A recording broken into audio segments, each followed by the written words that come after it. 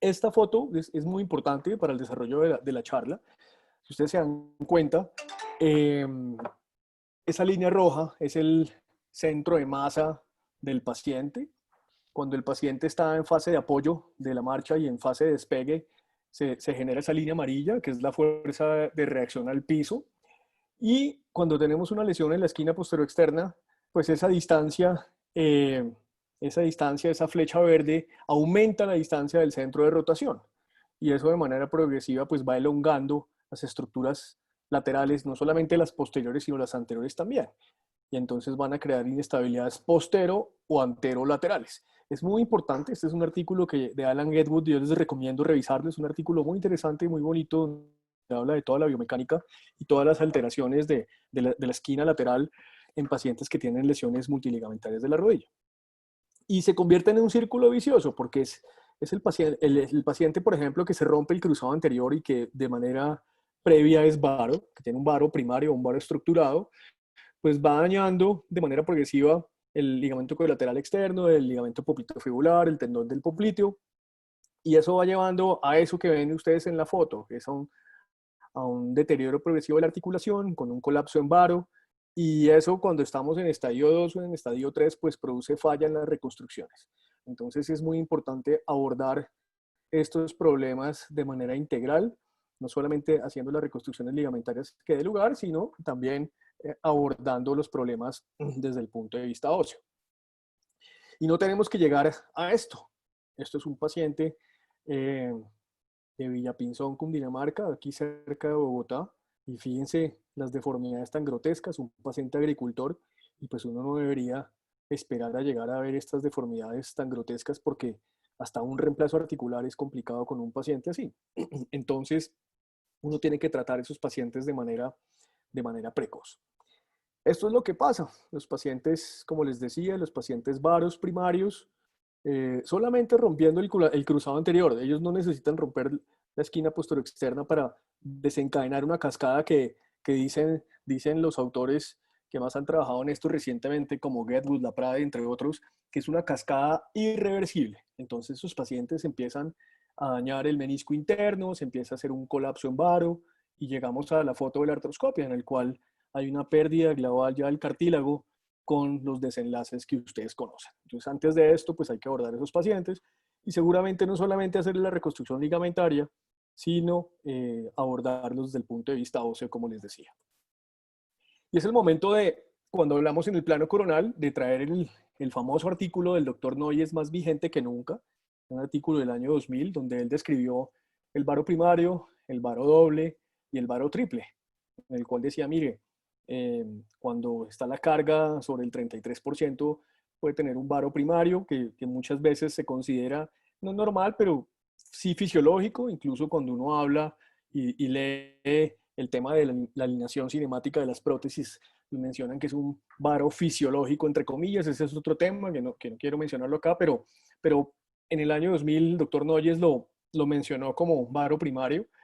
Después, cuando tenemos ya elongación de las estructuras laterales, pues se habla del varo doble, y cuando ese varo doble se acompaña de un recurvatum y alteración en la geometría de la tibia y del fémur, pues ya hablamos de un varo triple. Y esto es lo que pasa. Estos pacientes pues no solamente tienen alteraciones en el plano coronal, sino además rotacionales. Y si además ese paciente, por ejemplo, tiene una torsión tibial interna, pues casi que es el principio del fin. Y en este artículo describió el doctor Noyes su famoso signo artroscópico, el signo de Noyes, y es cuando el paciente está en posición de 4 y el palpador cabe entre el compartimiento externo, pues seguramente ese paciente tiene una alteración en la esquina posterior externa. Y ahora entonces, en el plano sagital ya se ha hablado hace mucho tiempo, tal vez en la década del 2000 empezó a hablarse mucho más de esto. Este es un trabajo del doctor Harnell que se ganó el, el premio de la OSSM a la excelencia en investigación de ese año, publicado en la JSM, ahí está la referencia.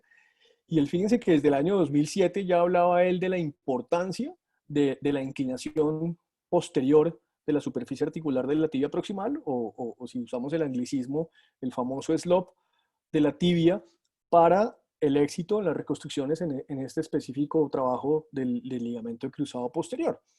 Y esa es la manera correcta de medirla, como ven ustedes ahí en la foto de la radiografía.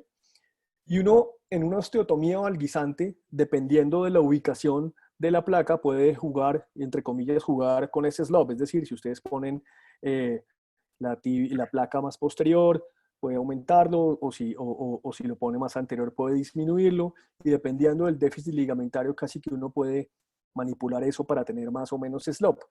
Hoy en día conocemos, y tampoco voy a entrar en muchos detalles de esto, pero conocemos que el slope, por ejemplo, mayor de 12 grados, pues es un factor determinante en las fallas del ligamento cruzado anterior. Entonces, Doctor, tener en cuenta esto, ¿sí? ¿puedo meter una pregunta ahí ya que está hablando específicamente de eso? Porque es Claro. que la pregunta es, esto empezó con el cruzado posterior, con Sí. la historia de que aumentar el slope ayudaba a estabilizar la rodilla en ese plano sagital hacia la parte posterior. Pero esos slopes son los que el paciente trae, o es que el slope cambia por la inestabilidad crónica para que uno necesariamente tenga que cambiarlo. No, no cambia. El slope definitivamente es es la geometría de la tibia proximal la que trae el paciente. Y uno podría ayudar a mejorar los desenlaces entre construcciones ligamentarias modificándolo, O específicamente sea, como tú lo dices. produciendo una deformidad, digamos, entre Sí, comillas, deformidad, sí, ya estoy completamente controlada, de digamos. acuerdo.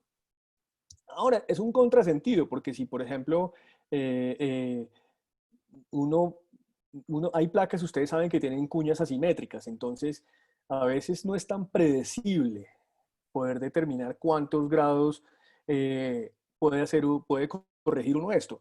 Ahora le vimos, y con Manuel lo vimos, Bob Skene, que nos ha mostrado un trabajo muy bonito que él viene haciendo osteotomías de flexoras, pero solamente con un abordaje anterior y fijándolas de adelante hacia atrás, no corrigiendo el plano coronal, solamente el plano sagital.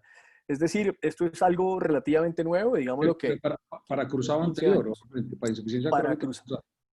Claro, específicamente para cruzado anterior. Pero es cierto, se empezó hablando a principios de los 2000 y si ustedes revisan la literatura, el doctor Harner, como en muchas de las otras cosas, ha sido pionero en esto, ¿no? Él empezó con el Como en cruzado muchos otros posterior con eso. temas. Sí, no, pues De que acuerdo. el cuestionamiento que uno se hace es, uno produce una deformidad. Digamos que en el cruzado posterior, sí, si uno tiene un slope de 10, de 5 y lo sube a 15, dice, bueno, lo estabilizo en el plano posterior, entonces le ayudo a la estabilidad en ese plano. Pero en un cruzado anterior que uno lo viene con un slope de 5 y uno dice, lo tengo que llevar a un slope negativo para estabilizar el cruzado, dice, uno está produciendo una deformidad. No es una, digamos que los críticos de cambiar el slope para ese tipo de inestabilidades aducen eso. Uno está cambiando una anatomía normal por producir una deformidad, ¿no? Sí. Porque no es que la inestabilidad crónica altere el slope, uno lo altera. Ahora, ¿Mm? no son cirugías tan fáciles, ¿no? Hacer una osteotomía de flexora preservando la cortical posterior de la tibia, pues no es tan sencillo, ¿cierto? Y fijándola como muchas veces vemos o como muestra Alan Getwood en sus trabajos, poniendo grapas, pues, hombre, a mí particularmente me da un poquito pues, soy un poquito conservador en cuanto a fijarla así. Yo preferiría fijarla un poquito más estable para evitar deformidades o para evitar que se incremente la deformidad. Pero finalmente sí, eso es una deformidad, ¿no? Está uno produciendo una deformidad.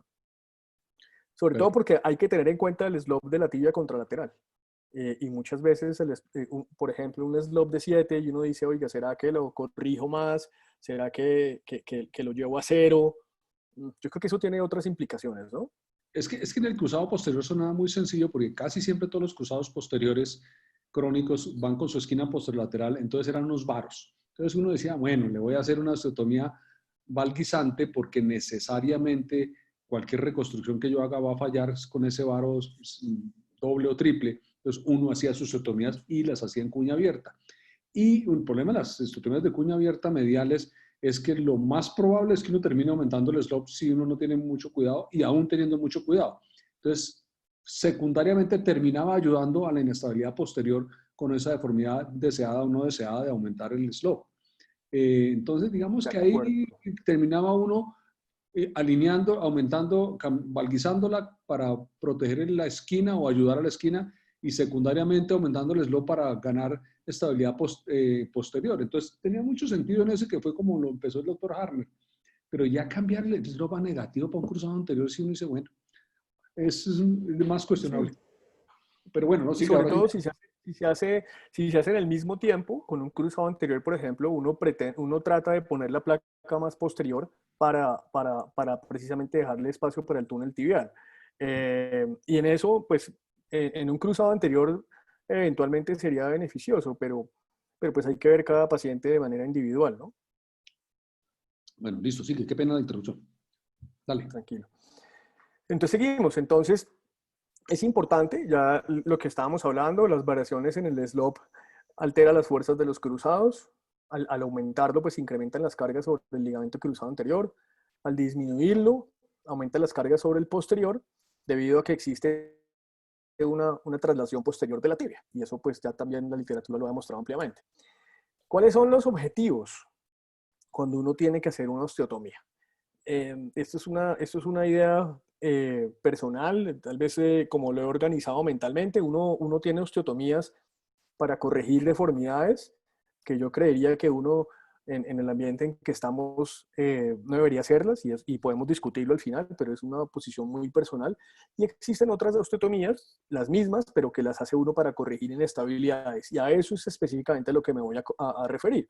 Entonces uno hace osteotomías para corregir el eje mecánico, y puede disminuir las cargas sobre los tejidos blandos, específicamente en el plano sagital, en el plano coronal, perdón, disminuyendo el momento aductor. Entonces, al disminuir el momento aductor, disminuir esa distancia de que les mostraba al principio del centro de rotación hasta las estructuras laterales, pues de alguna manera intrínsecamente está corrigiendo en algo esa inestabilidad. Uno puede hacer, como les decía, las correcciones en un plano o en dos planos, y si quiere hacerla biplanar, pues modifica el slope de acuerdo al déficit ligamentario de cada paciente y lo trata de manera individual. Entonces, en esos dos planos uno podría corregir una deformidad. Pero como lo vemos en esta radiografía, fíjense un paciente que tiene un déficit ligamentario, un paciente que tiene algo de artrosis con afianamiento de las espinas, que le hacemos una osteotomía valguisante y le dejamos un slope casi en neutro. Entonces, esto era lo que tradicionalmente hacíamos. No nos fijábamos mucho en el slope, independientemente si era el cruzado anterior o el posterior. Lo dejábamos, tratábamos de no modificarlo, mejor dicho, poniendo la placa tal vez en la mitad de la tibia. Pero no solamente uno puede hacer eso con una cuña abierta medial. En alguna época yo aprendí a hacer esta osteotomía, en el cual era la famosa placa de Weber, y tenía una sola rama y un tornillo, entonces tenía uno que hacerlo en pacientes jóvenes porque necesitaba buenas corticales para obtener la fijación. Y fíjense que en la radiografía lateral le quedaba uno suficiente espacio para poder hacer los túneles del ligamento cruzado anterior y específicamente de la tibia. La verdad, yo abandoné esta osteotomía. Esta osteotomía produce acortamiento. Durante alguna época la hicimos. Yo particularmente se la aprendí al doctor Muñoz y él la hacía con mucha frecuencia, especialmente en futbolistas, la hacía él porque le permitía hacer los dos procedimientos en uno solo. Pero esos pacientes definitivamente la fijación era pobre, un solo tornillo, una osteotomía, entonces tenía que uno rehabilitarlos despacio, y seguramente yo haciendo la curva tuve errores técnicos, y entonces eran pacientes en que uno trataba de protegerlos con una férula mientras que pegaban algo la tibia. En fin, me sentí mucho más cómodo con una cuña abierta medial. Pero no solamente eso, fíjense que cuando uno tiene deformidades en varo, por ejemplo, uno puede corregir un varo una cuña cerrada medial o con una cuña abierta lateral como lo hacemos hoy en día, es mucho más predecible. Esas placas de cuña cerrada medial pues son muy baratas y como eran tan baratas hoy en día prácticamente no se consiguen. Y después de que uno pasaba el escoplo y hacía el corte, ya no había manera de echarse para atrás, si me excusan el término. En cambio, con una cuña abierta lateral, pues es mucho más predecible porque uno tiene un cincel de apertura y va ampliando la osteotomía en la medida de la necesidad. Entonces, no solamente uno puede corregir este tipo de deformidades en la tibia, sino en el fémur, pero digamos que mucho más frecuente es en la tibia proximal. O, por ejemplo, cuando uno se enfrenta a desastres como esto fue un paciente mío de hace como unos 10 o 12 años, en que había tenido una osteotomía, como ustedes la ven ahí, fijada con dos grapas, y fíjense en la foto de la izquierda, esa gran deformidad, si no creo que alcanzo a ver, creo que tenía 23 grados de valgo, entonces tiene uno que corregir, pero el mensaje es corregir las deformidades en el sitio donde están producidas. Entonces, a ese paciente le hice una cuña abierta lateral, algo que uno prácticamente no hace, pero pues definitivamente la deformidad estaba ahí, y si uno crea otra deformidad en el fémur, pues va a tener alteraciones en la superficie articular, entonces por eso uno debe corregir las deformidades donde están presentes. O incluso hacer osteotomías como este paciente. Este es un paciente que tuvo un arresto oficiario por una fractura, un arresto oficiario de la tuberosidad tibial anterior, entonces hace una deformidad en recurvatum, no hace acortamiento porque les recuerdo a los residentes, la fisis de la tuberosidad tibial anterior es diferente a la fisis de la tibia proximal, están continuas, pero son diferentes. Entonces, cuando uno tiene un arresto oficiario de la fisis de la tuberosidad, pues uno produce deformidades en recurvatum, pero fíjense que en el otro plano, en el plano coronal prácticamente no hay alteración. Entonces hacemos esto en alguna época lo hicimos con la ayuda de San Pedro. Este paciente, como ven, es del 2015, hacemos un TAC con reconstrucción tridimensional y ellos nos hacen una impresión 3D y uno puede hacer una cuña, una osteotomía, perdón, una placa a la medida de la cuña que el paciente necesita, una cuña simétrica que le permite corregir la deformidad.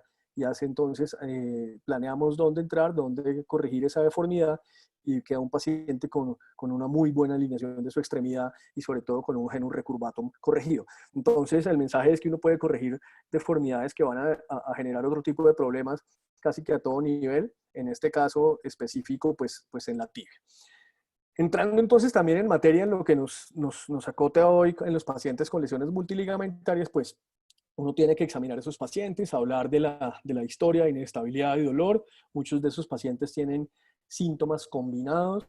Adicionalmente, pues tienen lesiones meniscales o condrales asociadas y tienen otras comorbilidades. Esta paciente, por ejemplo, es una paciente gordita o alguita, seguramente con otro tipo de problemas, incluso médicos, a veces hipotiroidismo, a veces diabetes, que definitivamente pues hay que tratar. También en el examen físico, pues ver el patrón de marcha, los arcos de movilidad, ver si el paciente es varo o algo. Ese paciente que le estoy mostrando ahí, recuerdo muy bien, fue un odontólogo que se cae de una moto y hace un arrancamiento textual del nervio peronero común. Entonces le tratan de hacer un injerto nervioso con una alta tasa de falla, como lo describe la literatura, y es un paciente que maneja muy bien a una OTP. Pero todo eso es importante tenerlo en cuenta para planear la osteotomía. Y definitivamente, pues las inestabilidades asociadas, si el paciente es hiperextenso, el estado neurovascular, todas esas cosas son importantes al momento de sentarse uno a planear. Con respecto a las imágenes, pues entonces, desde el principio, una radiografía SAP con apoyo, si puede tener una vista de Rosenberg, pues le ayuda, todo lo que le pueda dar información con respecto al estado del cartílago, las laterales, las axiales de rótula, pero definitivamente uno no debería hacer una osteotomía si no tiene una ortoradiografía, donde pueda planearla, donde pueda medir, donde pueda saber cómo está el slope, donde pueda tener todos los ángulos necesarios para corregir una deformidad. También le sirve la radiografía con apoyo monopodal, la resonancia magnética, pues definitivamente para ver el cartílago, y si tiene secuencias de cartílago, pues buenísimo. Una tomografía, pues dependiendo de la patología del paciente, pero pues no es absolutamente necesaria. Y tal vez la gammagrafía ósea que nos da un acercamiento al estado metabólico de ese cartílago. Pero todo lo que nos pueda dar información, pues es bienvenido. Entonces ya empieza a pensar, a planear cómo es esto. Entonces, como les digo, una ortoradiografía. Y definitivamente la osteotomía más predecible, yo sé, yo no tengo experiencia haciendo osteotomías de cúpula, pero lo que uno encuentra en la literatura es que una osteotomía valgizante de tibia proximal a cuña abierta medial es la osteotomía más predecible, porque el paciente permite una mejor rehabilitación, casi que el paciente está moviendo al día siguiente de la cirugía. Lo ideal es llevarlo a 3 o 7 grados de valgo, teniendo en cuenta desde luego la rodilla contralateral, y un eje de carga que pase de 5 a 10 milímetros lateral a la espina tibial externa. Eso pues también se puede discutir, y Noyes también lo describió hace mucho tiempo. Él dice que entre el 63 y el 63% uno debería llevar del eje de carga, empezando en medial lateral, pues idealmente alinear esos pacientes. La osteotomía, a mí me gusta hacer una incisión longitudinal, línea media, no hago abordajes mediales ni laterales, siempre pensando en que ese paciente potencialmente puede terminar en un reemplazo articular. Entonces, lo ideal es hacer un abordaje y cuidar la piel. Hacemos una disección por planos, protegemos muy bien el colateral interno, buscamos la rama infrapatelar del safeno y la protegemos para no tener complicaciones. Esto es técnica y ustedes la conocen muy bien. Pasamos eh, una guía subcondral. Después de esa guía subcondral pasamos una guía que llegue hasta el tip de la cabeza del peroné, y me perdonan el término, y posteriormente pasamos nuestra sierra respetando siempre la cortical lateral de la tibia. Pasamos nuestro cincel de apertura y esto nos permite ir abriendo de a poco la tibia para no tener complicaciones que no son infrecuentes, fracturas del platillo tibial externo. Tiene que ser muy cuidadoso y en este paso ir lento. Después va uno pasando el cincel y va metiendo la placa. Esta placa le permite a uno ir midiendo, ir abriendo de a poco, ir corrigiendo la deformidad y va uno midiendo de manera intraoperatoria. Y después, pues, esta es una placa muy elegante, pero pues en alguna época las hacíamos con placas, con la placa de pudú, que hoy en día sigue más que vigente. La fijación, la vista definitiva y después de un par de meses ya la tibia consolidada. Creo que eso no tiene mucho misterio. Quiero traerles este caso para que no se les olvide nunca la importancia de la osteotomía. Es un paciente de 34 años al cual le habían hecho una reconstrucción del ligamento cruzado posterior hacía 4 años. El paciente había referido que ese fue un cruzado posterior agudo, había tenido un accidente de tránsito, pero ese paciente había tenido pues una lesión en la esquina posterior externa que no había sido tratada. Es decir, desde el principio ese paciente no se evaluó bien. Y ustedes saben que el paciente tiene una lesión grado 3 del ligamento cruzado posterior, casi que tajantemente podría decir uno que tiene una lesión de la esquina posterior externa. Ese paciente pues fue desarrollando de manera progresiva un triple varo con toda la esquina posterior externa elongada y con una falla, con una crónica de una muerte anunciada del ligamento cruzado posterior. Entonces a nosotros nos llegó, le hicimos una osteotomía valguizante de la tibia proximal 2 años antes y 1 año después le retiramos la placa. Esta es la vista ya con la osteotomía consolidada y con el slope corregido. Esto ya es después del retiro de la placa, como ustedes lo ven ahí. Y esta es la resonancia en la cual se van a dar cuenta que los túneles se los habíamos injertado en el retiro de la tibia. En el estudio ya se veían los túneles consolidados, con una ausencia del ligamento cruzado posterior y curiosamente también una ausencia del ligamento cruzado anterior. Un paciente con un varo triple y una inestabilidad en varios planos. Uno podría decir que tiene una inestabilidad posterolateral y anterolateral. Esta es la vista ya en el quirófano y este es el examen bajo anestesia. Entonces, evidentemente, es un paciente con una inestabilidad pues grotesca de la rodilla. Entonces, decidimos hacerle, ya corregido el plano, ya habiéndole hecho la osteotomía y habiéndolo corregido en el plano sagital y en el plano coronal, pues hacemos una reconstrucción artroscópica del ligamento cruzado posterior con 2 haces. Usamos un injerto de Aquiles. Ahí eso es una vista posteromedial donde limpiamos muy bien atrás. No es el objetivo de la charla, por eso paso rápidamente por acá. Vemos, este es un injerto de Aquiles, en el cual le coloreamos el más grueso y más robusto para reconstruir el asa anterolateral y el otro que es un poco más delgado, el posteromedial. Hacemos usualmente un túnel de 11 en la tibia para permitir el paso de distal a proximal del injerto y los fijamos de manera independiente, usualmente en 90 grados, el más robusto que es el anterolateral y cercano a la extensión completa el posteromedial. Hacemos túneles, no sockets, para permitir la fijación. Si ustedes hacen sockets, puede crear un tope donde ustedes no logren tensar bien el injerto, entonces por eso hacemos túneles y los fijamos de adentro a afuera. Posteriormente, pues hacemos la otra mitad del trabajo, que es la esquina posterior externa. A mí particularmente me gusta el trabajo que ha venido haciendo la Prade durante tantos años, Yo sé, hoy en día hay técnicas más sencillas, más rápidas, que aparentemente, y pongo ese aparentemente entre comillas, tienen resultados similares. Eso lo he discutido ahora recientemente. El doctor Schenk publicó un trabajo que él muestra que, por ejemplo, la técnica de Arciero es muy parecida, los resultados y los desenlaces son muy parecidos al LaPrade, y tuve la oportunidad de discutir con Bob eso. Bueno, pues hay mucha tela de dónde cortar, pero pues sí, es una opción alternativa hacer un arciero y algo más corto. A mí particularmente me gusta hacer la reconstrucción abierta, como mandan los cánones. No soy un cirujano amigo de las mini incisiones y mucho menos para hacer reconstrucciones multiligamentarias.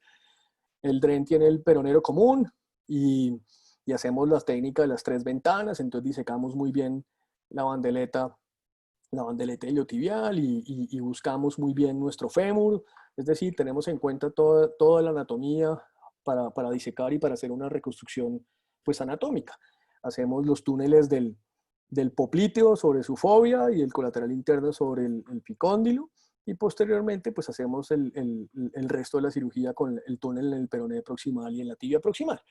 Y así es la vista, y traje a colación este video donde lo explicamos mejor.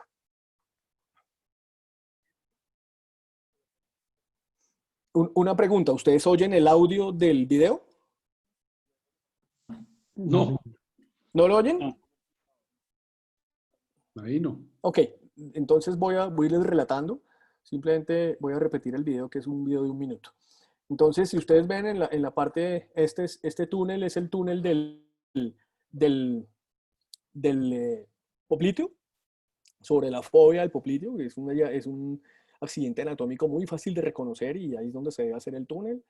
Y sobre el epicóndilo, el túnel del ligamento colateral externo. Hasta ahí no hemos hecho ninguna tensado ni nada, simplemente pasamos los injertos. Yo particularmente lo hago, usamos a veces cuádriceps, lo que el banco de huesos nos pueda dar, o 2 tibiales anteriores son excelentes injertos también. Posteriormente, como ven ahí en el video, entonces ahí les estoy mostrando el colateral externo, que se pasa sobre el peroné y se va posteriormente para formar el popliteo.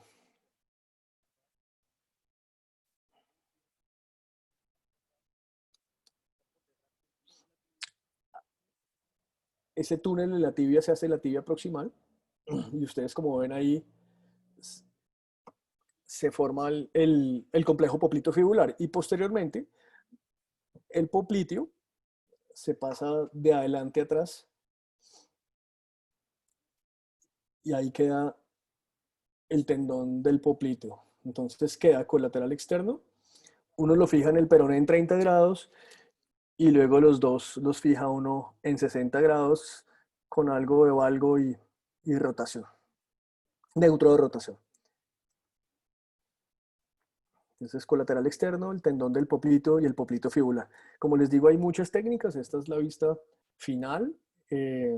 Cerramos las ventanas, le damos mucha validez a la bandeleta iliotibial como estabilizador anteroexterno, y la cerramos nuevamente. Verificamos que el nervio quede completamente liberado, que no quede atrapado en nada, y cerramos de manera usual. Como recomendaciones finales, entonces, las inestabilidades con deformidades óseas se deben tratar con osteotomías. Si uno hace solamente la parte ligamentaria, créanme, doctores, que está haciendo el trabajo incompleto. La osteotomía biplanar es de gran ayuda. Sin embargo, es muy importante entender la geometría de la tibia proximal, tener en cuenta el famoso slope para evitar problemas que pueden acarrear una osteotomía en el cual no se corrija completamente la deformidad. Esto, la literatura dice que reduce significativamente la falla, y pues que definitivamente tiene una mejoría en la función. Eso era, básicamente. Muchas gracias. Gracias, Gus, buenísimo.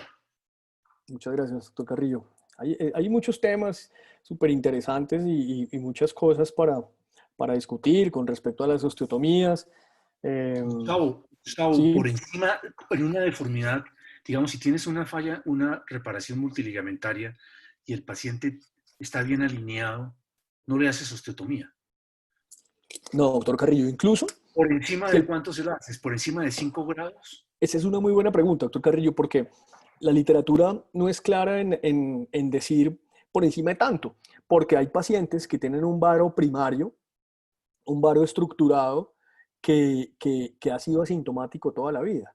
Entonces, si por ejemplo uno se enfrenta a un futbolista que tiene un cruzado anterior, solamente cruzado anterior, solamente con romperse el cruzado anterior, esa cascada del varo se desencadena. El ligamento cruzado anterior es un restrictor secundario del varo o algo, pero definitivamente es un protector de la deformidad. Entonces, pues yo particularmente creo que eso no es a ese paciente no le cabe una osteotomía, porque es varo, pero es un varo que ha manejado toda su vida. Distinto el paciente que tiene una inestabilidad multiligamentaria, por ejemplo, un cruzado anterior, un posterior, o incluso solamente el posterior con la esquina posterior externa, que ha Claro. empezado a deformarse y que la deformidad es asimétrica. Ese es el parámetro. Tratar de llevarlo incluso hay gente que dice que corregirlo, pero por lo menos dejarlo lo más parecido a la contralateral.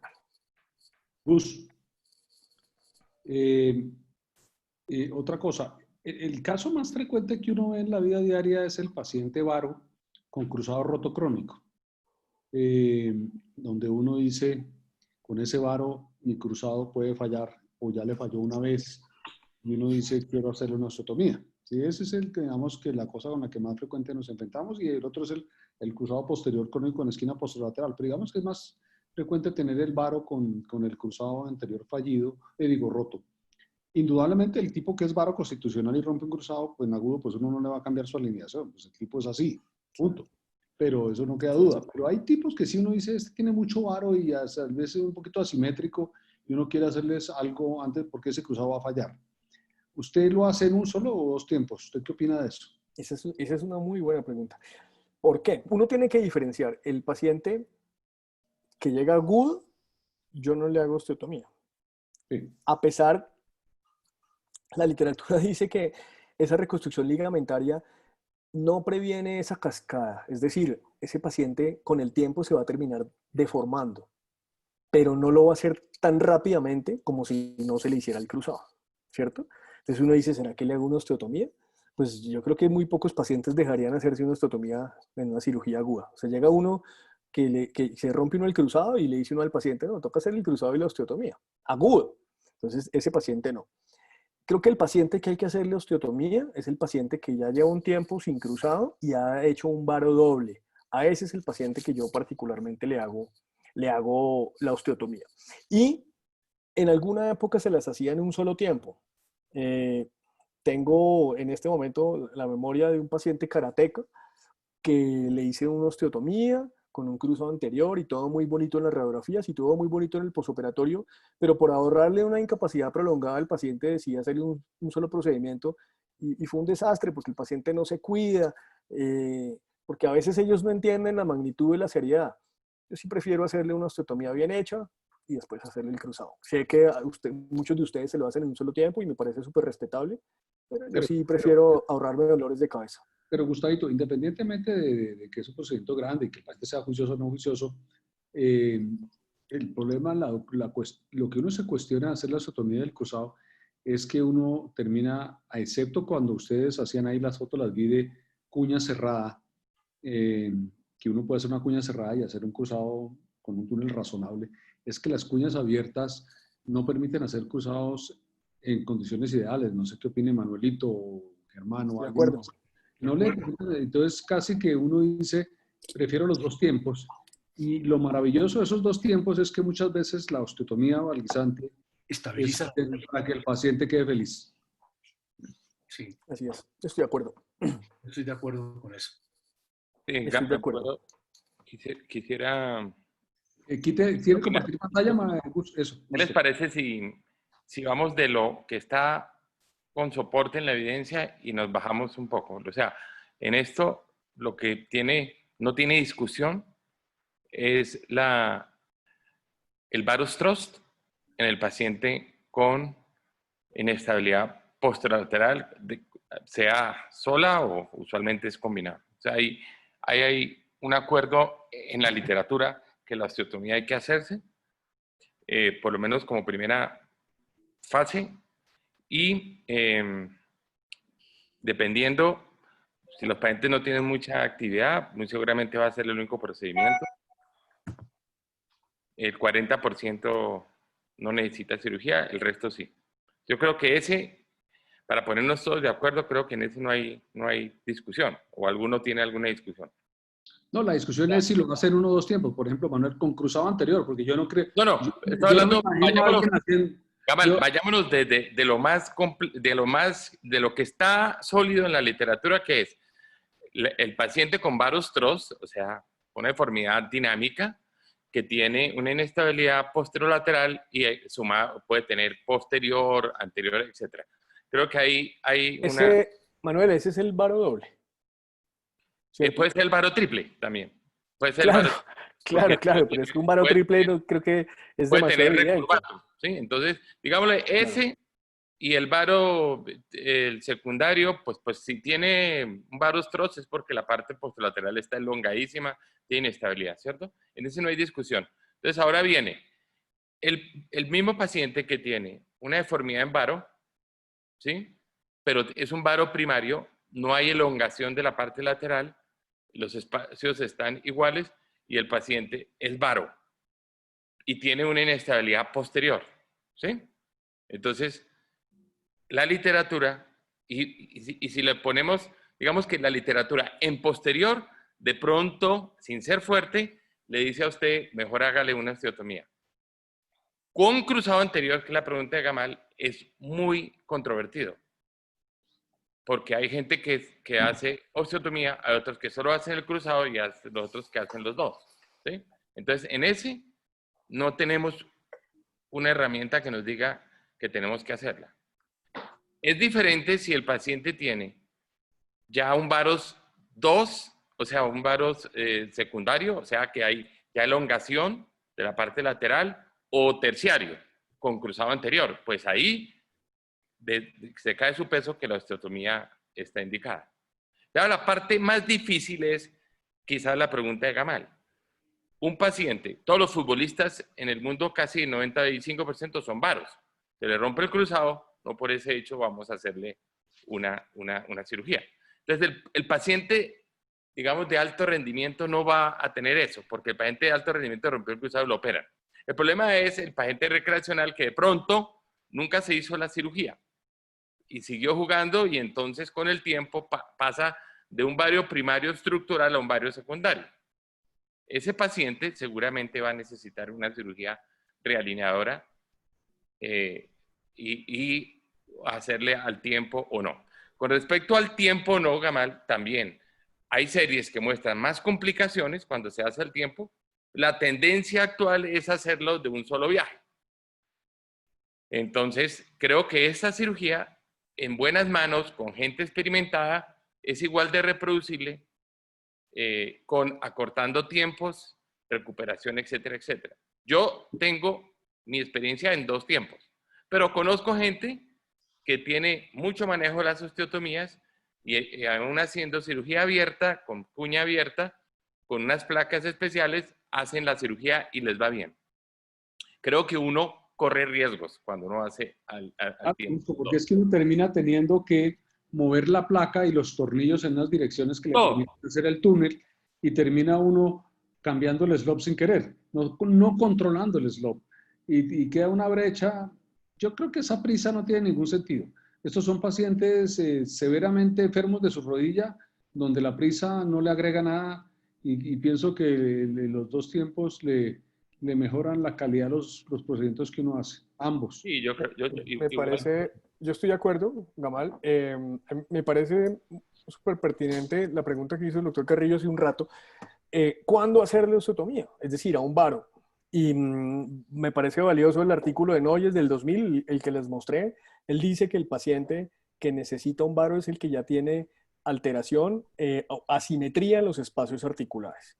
Entonces le toma radiografías y lo mide, como les mostré en el artículo, y si definitivamente hay alteraciones en el espacio articular, o sea, ahí empieza a haber ya un colapso en varo, a ese paciente hay que hacerle osteotomía antes de que dañe el menisco, antes de que elongue las estructuras posterolaterales.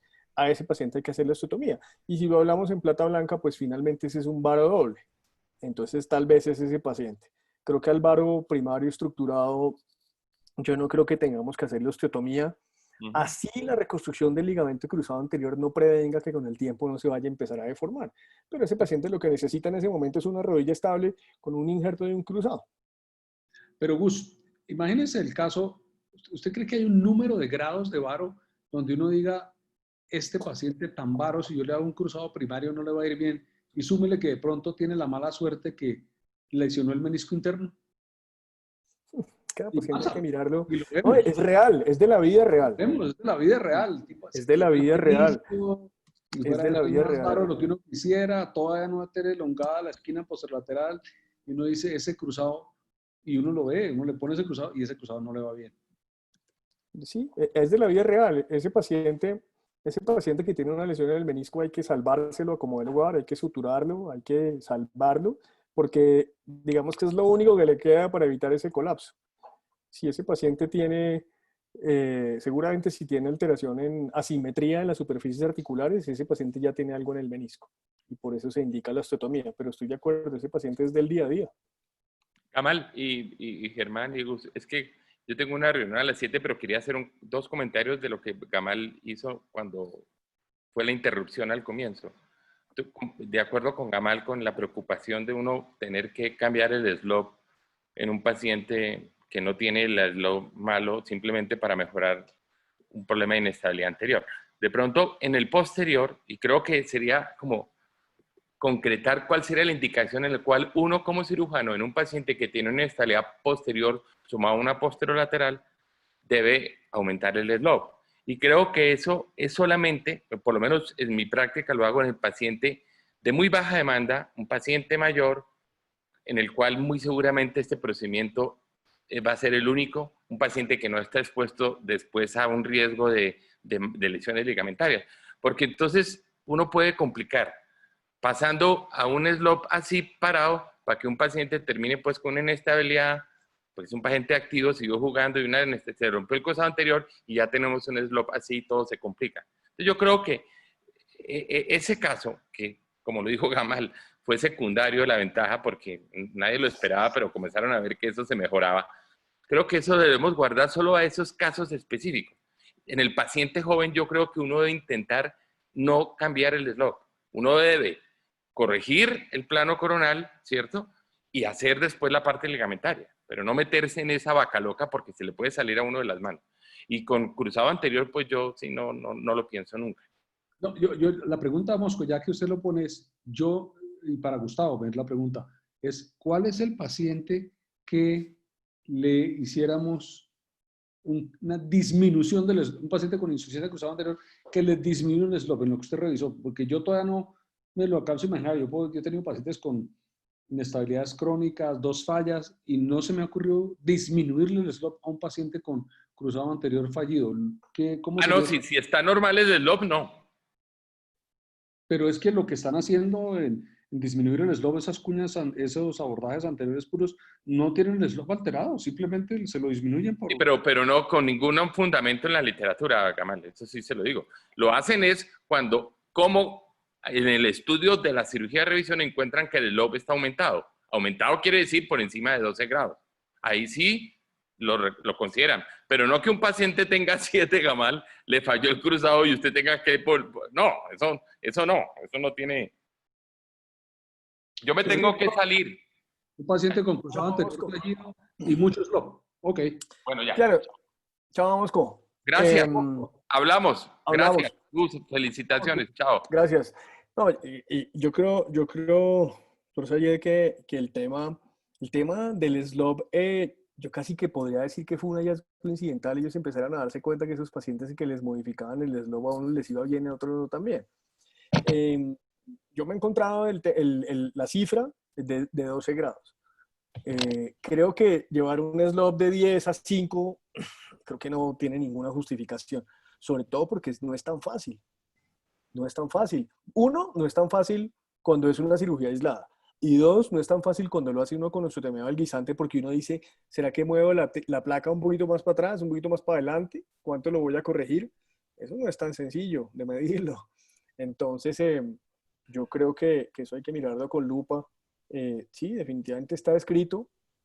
Creo que entre más grande sea el slope, más fácil interpretarlo, ¿no? Y más fácil decir, oiga, este tiene 12, necesitamos llevarlo al menos a 5 o a 3, pero no es tan fácil. Ujú. Bueno, ¿y qué opinan nuestros hombres de Guatemala? Que veo a Daniel ahí Profe, ¿qué tal? ¿Cómo están? Hola, Dani. Buenas tardes. Bien, no, excelente presentación, doctor Rincón, felicitaciones. Gracias, Daniel. Bien, con el respecto a la cuña anterior, yo tuve un caso, una paciente de 34 años, tenía un Genuvaro, tenía una inestabilidad anterior. A ella le habían planificado para hacerle la cirugía en 2 tiempos, hacerle primero la osteotomía de tibia para corregirle el varo y después hacerle la remoción de elemento cruzado. Le hicieron una osteotomía, pero quedó con un slope, no recuerdo exactamente cuánto era, pero era como de 14 grados, era un slope iatrogénico gigante y eso le aumentó la inestabilidad anterior. También con guías 3D hicimos el planeamiento, la verdad me encanta, es muy chévere hacer el planeamiento en el computador, uno puede hacer los cortes, hacer simulación de cortes, bueno, un montón de cosas, y a la paciente le hice una osteotomía de cuña anterior para corregir el slope y dejamos el slope. De hecho, aquí tengo el modelo. Ahorita que vi que estaban las presentaciones, aquí tengo el modelo de cómo hicimos la osteotomía. A la paciente, lamentablemente, por cambios en la EPS, no le di seguimiento más de 8 meses, pero ella me refería que después de la osteotomía, pues se sentía bastante mejor y yo me quedé pendiente de hacer la reconstrucción de elemento cruzado. Pero sí, o sea, aquí le corregimos, le dejamos en un slope de 5 grados y verdaderamente la paciente se sintió mucho mejor y se le corrigió la deformidad. Incluso ella ¿Y refería que cómo la fijaste, Daniel? con una placa a la medida. Y en realidad, cuando nosotros hicimos el planeamiento, como era una inclinación posterior a un slope iatrogénico, la idea era colocarle una placa a la medida de ella, porque era una paciente pequeñita. Y resultó que la placa, digamos, normal le sirvió, porque la devolvimos a la anatomía normal de ella. Entonces la fijé con una placa de 3.5 bloqueada para tibia proximal medial. No tuve necesidad de colocarle una placa diferente. Y como le hicimos una cuña cerrada, tampoco hubo necesidad de injertarla.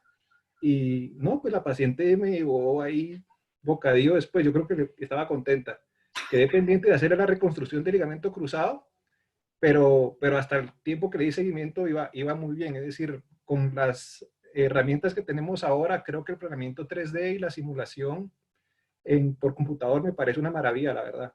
Es una alternativa buena que tenemos que irnos pues asociando un poquito más porque verdaderamente ayuda muchísimo. Para el planeamiento es muy chévere hacer el planeamiento de una cuña anterior. A mí no, pues decía, había pensado cuando estaba haciendo el planeamiento yo con una radiografía bidimensional hacer una cuña posterior para devolver el slope.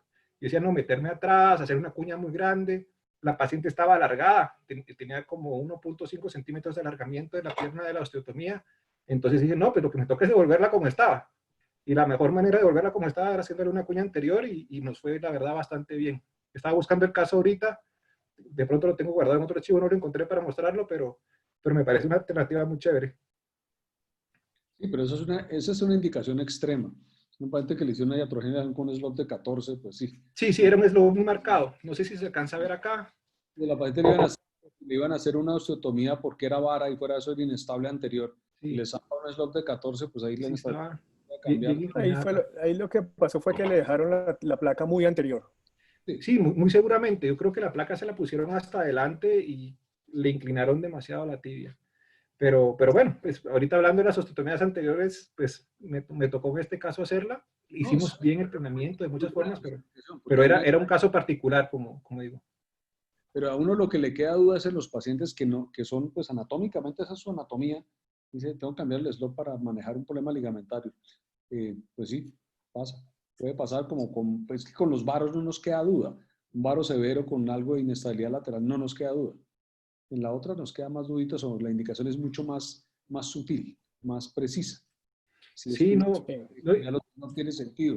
Porque es una lástima que Klaus no haya podido venir, porque yo creo que él pensaría que eso de cambiar los slopes es una vaina traer los cabellos, en opinión de él. Ahora, hay otro tema. Incluso, Daniel, yo también creo eso.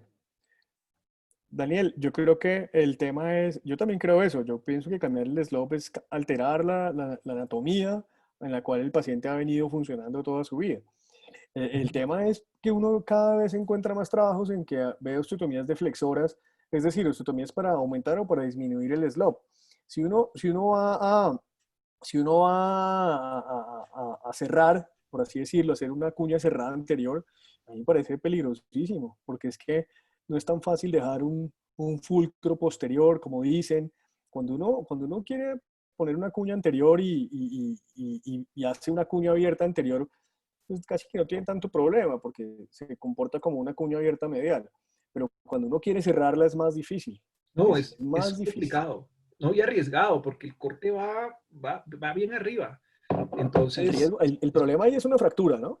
sí, no, eso es bien delicado. Yo hice muchas simulaciones en el computador, y en realidad la manera en la que podíamos corregir la deformidad previa era con una osteotomía posterior y devolver el slope, pero le íbamos a alargar más de lo que estaba o hacer esta cuña cerrada. Entonces nos animamos, pues me animé a hacer la cuña cerrada y bueno, salió bien, pero sí es cierto, o sea, es una cirugía bien delicada, más que el corte en la cortical posterior va bien arriba porque es supratuberositario y se queda uno con poca parte de segmento proximal arriba y una fractura ahí sí es una tragedia.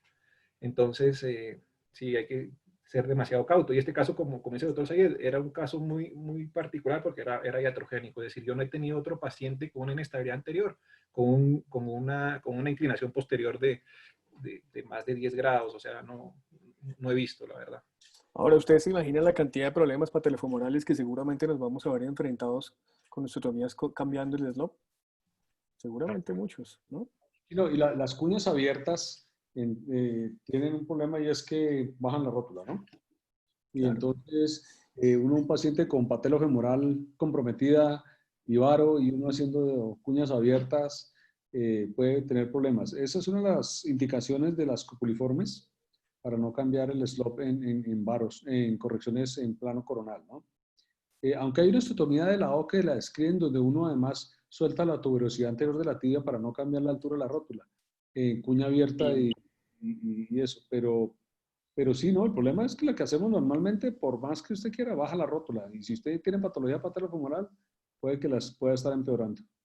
Y si tenemos tiempo, les quisiera mostrar una foto. Tenemos una serie de 3 casos ahora en el Instituto Guatemalteco de Seguridad Social de 3 pacientes con un arresto oficiario temprano de la tuberosidad tibial y una deformidad en recurvatum con cruzado posterior elongado gigantesco. No las tengo en la computadora, entonces les muestro la que tengo en el teléfono. No sé si alcanzan a ver. No hay mucho reflejo. Mucho reflejo. Ya. Bueno, pues este es un paciente de 22 años con un slope totalmente invertido, menos 18 grados, con un recurvatum grandísimo, cruzado posterior elongado. Y la decisión que hicimos con este paciente era precisamente eso, hacer una osteotomía de apertura anterior, levantando la tuberosidad tibial y haciendo una técnica en la que se utiliza la tuberosidad tibial como una placa. Se levanta más o menos 7 centímetros de longitud y 1 o 1.5 de profundidad. Se hace la cuña abierta y luego se utiliza la tuberosidad como una placa y precisamente nos ayuda a evitar el descenso de la rótula. Este paciente ya consolidó la osteotomía. Sí tuvimos un descenso de rótula porque pues, no fuimos suficientemente cuidadosos en la altura a la que fijamos la tuberosidad, pero el recurvatum se corrigió completamente. El cruzado posterior no estaba roto, estaba elongado y no hay inestabilidad residual. No tenemos casos en los que, como decía el doctor Sayed, estemos haciendo osteotomías mediales para un varo constitucional. Definitivamente para un varo 2 o 3, no hay duda, las hacemos, pero es ese tema que usted hablaba, creo yo que sigue siendo como un área gris de literatura, donde más bien viene siendo a una corazonada, digamos, el que uno haga la osteotomía, pienso yo. Oye, Cristian, esos pacientes de recurvatum hay que hacerles usualmente alargamientos del tendón patelar. Sí, Entonces, usualmente son niños y digamos que un alargamiento yo particularmente lo aprendí en el Roosevelt, hacen un alargamiento en Z. Doctor Carrillo, como se lo hacían a los pies chapines, ¿se acuerda? Sí, Así, sí. sí, igualito. Entonces usa el baja lengua y hace un alargamiento en Z del tendón patelar. A ese paciente que les mostré se lo hicimos porque realmente cuando uno corrige la deformidad, uno ve cómo la rótula se le baja. Entonces hay que hacerles alargamientos del tendón patelar. Eso Y creo con que lo hacía respecto a lo... Gabriel Ochoa, ¿no? Sí, señor. Sí, El sí, doctor sí. Ochoa era el que hacía eso. Era el que hacía eso. Yo creo que he hecho uno en mi vida en ese paciente, pero realmente como era un muchacho de 17, 18 años, eso cicatrizó muy bien y la función es muy buena. Pero hay que tener en cuenta todos los problemas patelofemorales cuando uno modifica el slope. Yo creo que, no sé, yo no estoy tan de acuerdo como Manuel en ponernos de acuerdo en dejar una conclusión si la literatura no ha podido. Pero tal vez sí podemos dejar un mensaje y es tener en cuenta esos pacientes que tienen un varo a los cuales tienen una ruptura del cruzado anterior, del cruzado posterior o de la esquina posterior externa. Contrario, doctores, contrario a lo que pasa con el valgo, los valgos no se deforman, ¿cierto? O sea, un paciente que es valgo y se rompe el cruzado anterior no tiene la misma historia natural del varo que se rompe el cruzado anterior. El valgo de alguna manera protege. Mientras, Yo mientras no pierda no sé, el menisco ¿sí? externo. ¿Cómo? Mientras no pierda el menisco externo.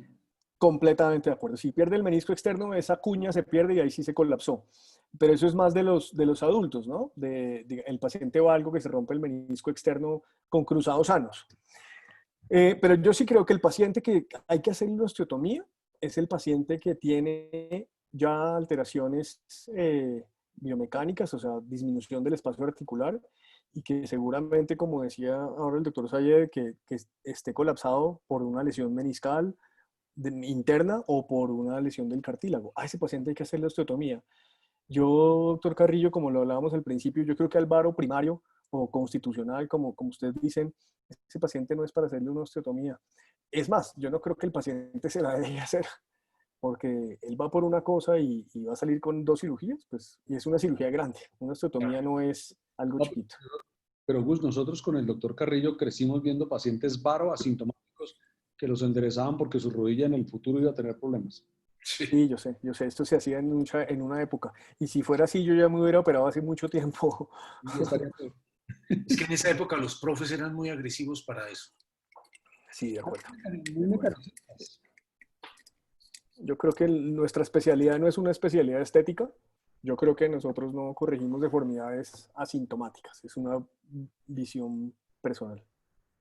de acuerdo, 100%. Bueno, listo. De acuerdo, sí. Bueno, pues, Pues muchas gracias de nuevo. no, señor. Sí, muchas gracias a ustedes nuevamente. Especialmente a Zunfel, que no lo hemos visto hacía rato. Por No, favor. muchas gracias. Apareció el muchacho. El lunes está la revista de ortopedia del departamento que se va a hacer por primera vez por Zoom. El round de ortopedia. Vamos a ver cómo sale. Si tiene tiempo, lo invitamos y a Gustavo también. Muchas gracias. También. Dani. Claro que sí. Gracias. Muchas Miércoles 7 de la mañana es la revista. 7 de la mañana, hora Colombia. Entonces, Sergito, cuando Miércoles, pasado mañana. por favor, Sí, señor, pasado mañana. a nuestra Bueno, gente muchas gracias. externa que se quiera conectar, sería interesante. Claro que sí, doctor. Muchas gracias. Bueno, muchas gracias por la Un invitación. abrazo a todos. Nos vemos el Gracias lunes. a